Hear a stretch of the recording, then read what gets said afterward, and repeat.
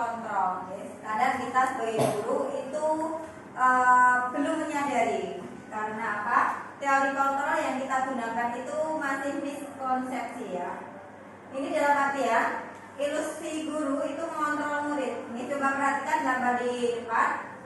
Nah, bahwasanya semua penguatan positif afektif dan bermanfaat. Ada ilusi bahwa kritik dan membuat rasa bersalah mampu menguatkan karakter. Di sini kita sebagai guru masih menggunakan teori yang salah, miskonsepsi ya. Kadang kita membuat anak itu merasa bersalah, padahal tujuan kita sebenarnya untuk menguatkan karakter. Nah, itu tidak benar ya. Kemudian yang selanjutnya, ilusi bahwa orang dewasa berhak memaksa. Itu juga teori kontrol yang miskonsepsi ya. Karena semua kebutuhan pembelajaran itu berpusat pada murid. Selanjutnya, ubah paradigma stimulus respon ke pendekatan teori kontrol. Itu ada beberapa perbedaan antara respon mendidik, respon tentang dunia, dan teori kontrol tentang dunia. Kalau di stimulus itu realisasi atau kebutuhan kita itu sama, tetapi di teori kontrol tentang dunia kebutuhannya berbeda. Nah, kita masuk di materi disiplin positif. Siapa yang masih ingat teori positif atau disiplin positif itu yang bagaimana menurut teman-teman? Ya, merupakan salah satu cara penerapan disiplin yang bertujuan menumbuhkan kesadaran serta memberdayakan peserta didik tanpa imbalan pembacaan, ancaman atau hukuman. Iya, ya. Disiplin positif itu sebenarnya kita sudah mulai menumbuhkan ya, di sekolah kita masing-masing, di kelas kita. Itu kita mengajarkan kepada anak-anak tentang disiplin positif. Disiplin positif itu dalam artian yang lebih luas itu bisa kita kita sesuaikan dengan kelas kita masing-masing. Nah, saya lanjut dulu ya, materi selanjutnya yaitu nilai-nilai kebajikan. Nilai-nilai yang disepakati bersama lepas dari suku bangsa, agama, bahasa maupun tentang latar belakangnya. Nah, di sini ada contoh nilai kebajikan institusi atau organisasi. Ada yang pertama adalah profil pelajar Pancasila itu berakhlak mulia. Ya, tadi sudah kita kita bersama berjarian ya. Berbinekaan global, mandiri, gotong royong, bernalar kritis dan kreatif. Sedangkan Ibu Primary Years Program atau PYP itu ada toleransi, rasa hormat, mandiri, menghargai, antusias, empati, keinginan, kreativitas, kerjasama, percaya diri, dan komitmen. Sedangkan keterampilan hidup atau life skill itu yang pertama dapat dipercaya, lurus hati, pendengar yang aktif, tidak merendahkan orang lain, dan memberikan yang terbaik dari diri. Nah, itu adalah nilai-nilai kebajikan yang tertera dalam contoh kebijakan institusi atau organisasi. Kemudian selanjutnya kita masuk di kebutuhan dasar manusia.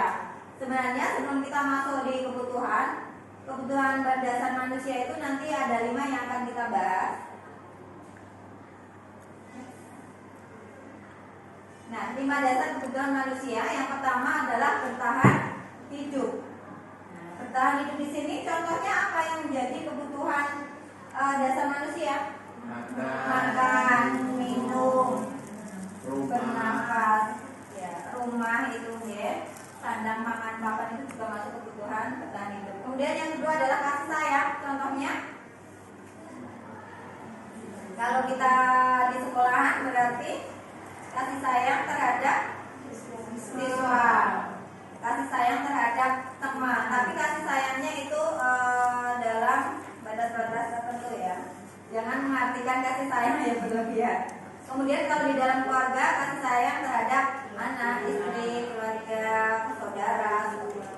Kemudian yang ketiga kebebasan. Nah, kebebasan di sini itu adalah kebebasan yang menjadi kebutuhan dasar manusia juga. Contohnya kebebasan murid. Nah, murid itu juga mempunyai kebebasan yang harus kita penuhi. Contohnya apa? Mengungkapkan pendapat. Kemudian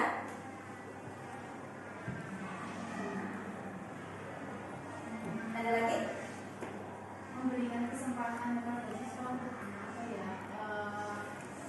memilih pilihannya sesuai minatnya ya. Kemudian kebutuhan kebebasan di sini juga anak-anak itu berhak ya, bebas memilih metode pembelajaran, memilih cara belajarnya sesuai dengan kebutuhan masing-masing. Selanjutnya adalah kesenangan. Nah, kesenangan di sini apa aja contohnya? Hobi. Nah, hobi dalam artian yang lebih sempit apa? Hobi itu mungkin kita belajar di ruangan yang sepi. Itu misalkan ya, kadang kan kalau kita membandingkan peserta didik yang satu dengan yang lainnya itu dengan cara yang berbeda untuk belajarnya. Kemudian yang kelima adalah penguasaan. Penguasaan untuk peserta didik bagaimana dalam artiannya? Ingin menjadi nomor satu. Ya, ingin menjadi nomor satu. Kemudian kalau untuk contoh ketua kelas bisa masuk tidak seperti itu? Bisa ya, penguasaan ya, penguasaan dalam kelas. Kemudian kondisikan kelas itu tugas dari ketua kelas. Saya lanjutkan kan pertanyaannya. Ya. Ada 3 motivasi perilaku manusia. Yang pertama, untuk menghindari ketidaknyamanan atau hukuman. Kemudian, yang kedua, untuk mendapatkan imbalan atau penghargaan dari orang lain. Ketiga, untuk menjadi orang yang mereka inginkan dan menghargai diri sendiri dengan nilai-nilai yang mereka percaya. Nah, untuk yang pertama, untuk menghindari ketidaknyamanan atau hukuman, itu termasuk yang contoh untuk memotivasi anak itu yang bagaimana?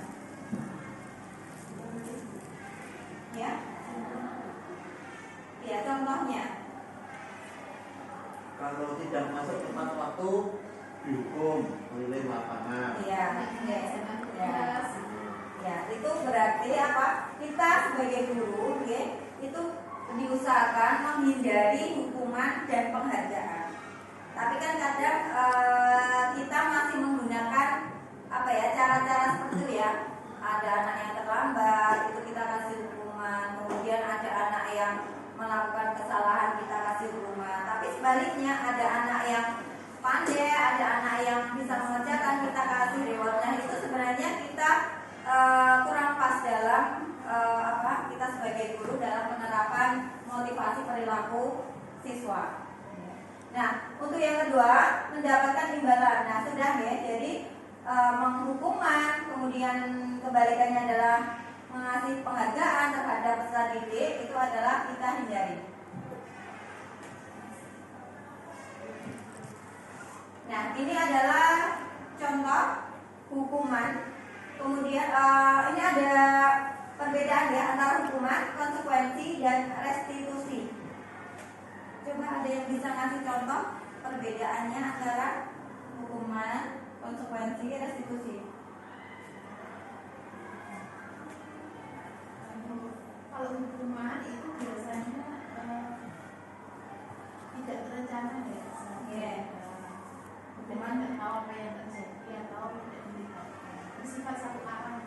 Ya, itu kalau hukuman. Ya, kemudian yang konsekuensi Terencana atau kesepakatan sesuatu. ya. Jadi tetap membuat tidak nyaman. Karena misalnya, kalau kamu tidak mengerjakan tugas, kamu silakan mengerjakan di luar kelas ya.